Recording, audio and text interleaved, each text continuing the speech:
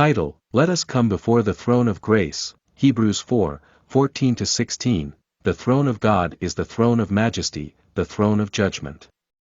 But for believers, it is the throne of grace. To come boldly before the throne of God's grace is an exhortation to put forth effort in prayer. True prayer is the means to the throne of God.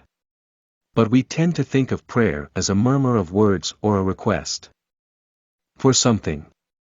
But prayer is spiritual communication with God the Creator. The mediation of Jesus Christ is essential here. Because it is only through Jesus the High Priest that you can enter the Most Holy. So, what do we need to come before the throne of God? We need God's mercy. What do we need? Food, shelter, oxygen, water, money, love, and many other things will come to mind.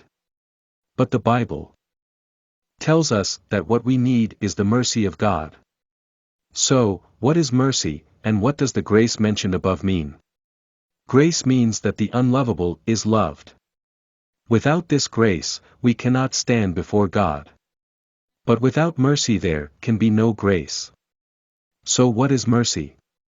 In the case of mercy, it means to be loved by those who are in misery and who have no hope. There is no justice of mercy without the cross of Jesus Christ.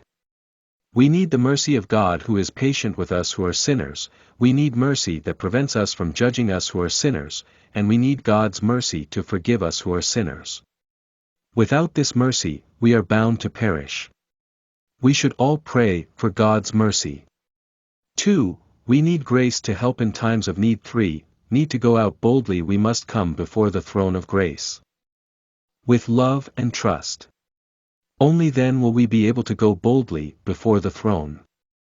But the one who sits on the throne is the one who says he will give rather than give. It is the God who is on the throne who tells the poor and the ungrateful to come and receive milk and honey freely and without money. When God's grace comes into the world, they encounter sin and fight with each other for a long time. And then grace is overthrown by many clever sins. But in the end, the grace period is nailed to the cross to achieve a comeback victory over sin. And grace finally sits on the throne. Let me conclude. Jesus, the grace, overcame sin, and was thus seated on the throne. That place is the throne of grace.